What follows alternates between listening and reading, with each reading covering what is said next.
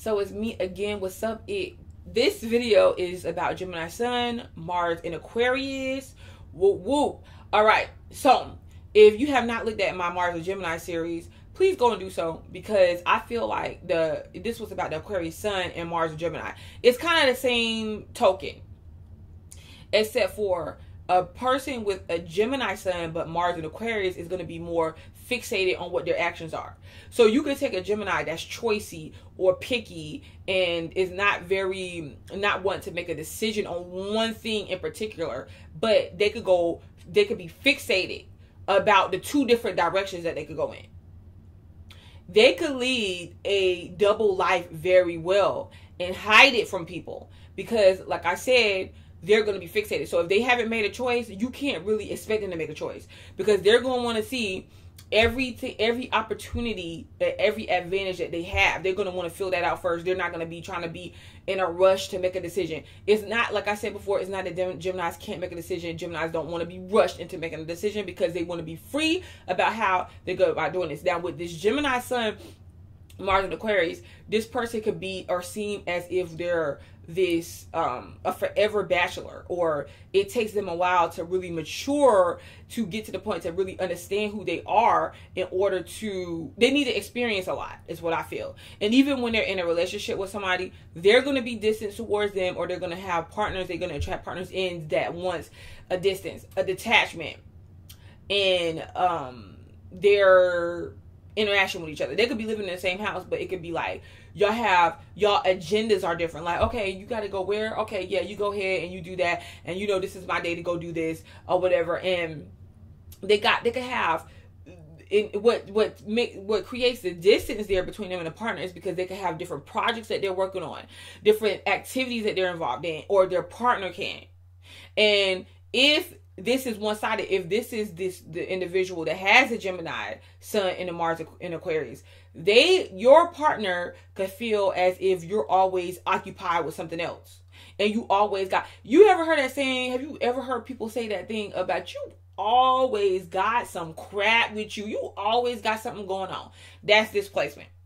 You probably heard that. You know what? You always got an answer for everything. You always got something going on, because that's what this energy is. So, and another thing, I feel like this is a good placement to have, because if you're going to have an air sign, and if you're going to have a sun sign as an air sign, and you're going to have a Mars sign, you will want the Mars sign to be an air sign, or to be that could go with your sign, your sun sign, in a way to where when you pursue things, when you go out and you explore the world, it works for you, not against you. Okay, so you could definitely draw in unpredictable circumstances, things out of nowhere.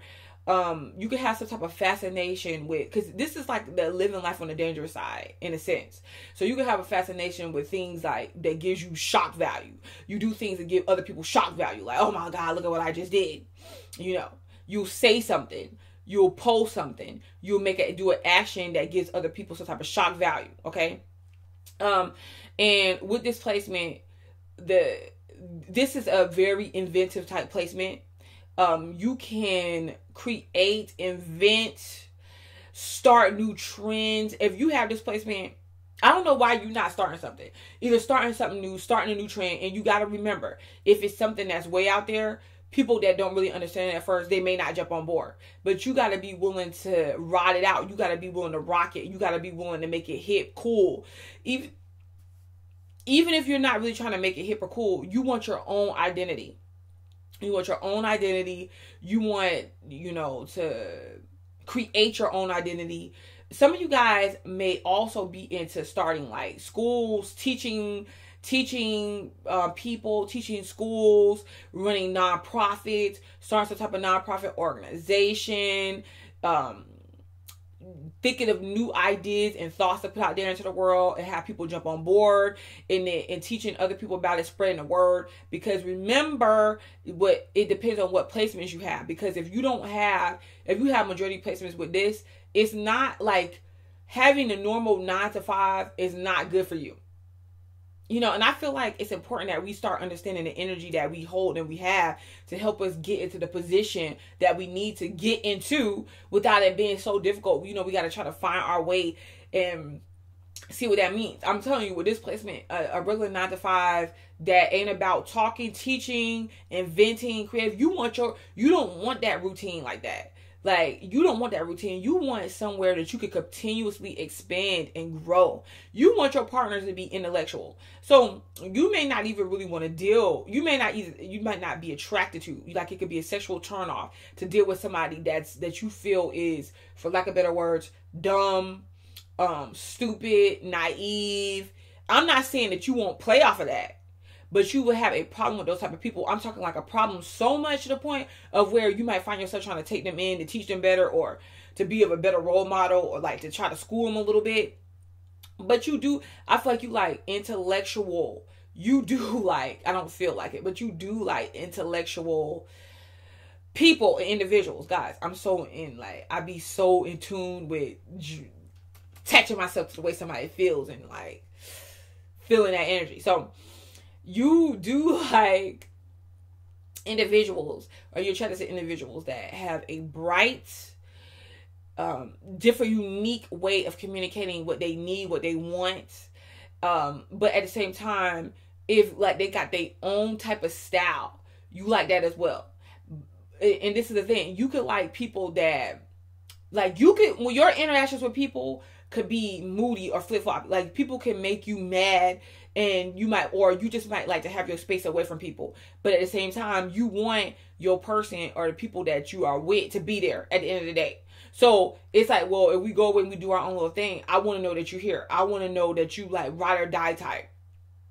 So it doesn't really matter how you're showing up. Because let's use this in a healthy sense. Because if you're healthy and in the right mind, of course you realize how you're treating people, because you don't really want to treat people bad. It's just that let's say with all your busyness, probably y'all got some businesses too, but not necessarily that. With all your busyness and your projects and your interests and communicating with others and speaking and traveling and different things like that, and learning, you want to know that when you go branch off to do those things and explore and pursue your interests, that the people, like your situation that you involve yourself in, they're going to accept that. They're going to be understanding of that, and they're going to be there when you return, because you're not really going anywhere. But other people may not understand that, because you could detach yourself and disappear and go into the background, and this could like leave a whole bunch of people not really understanding, leave a bad taste in people's mouths, because they're not going to understand why you disappeared or why you need your time away. So it's good to be with somebody that understands your behavior, and you're able to communicate your behavior, what you're doing. So just make sure that you're doing that. You're letting people know up front, like, look, this is what I am. This is what I am. This is how I do. I like my time alone. I just need space to think.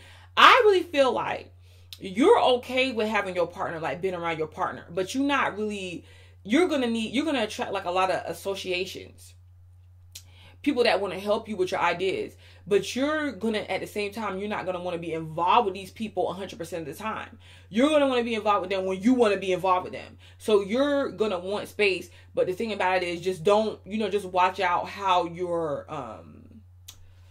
you go about doing that. I don't really feel like you'll burn your bridges. I don't, because you have that Mars Aquarius there. So you will definitely have supporters on your side when you need them.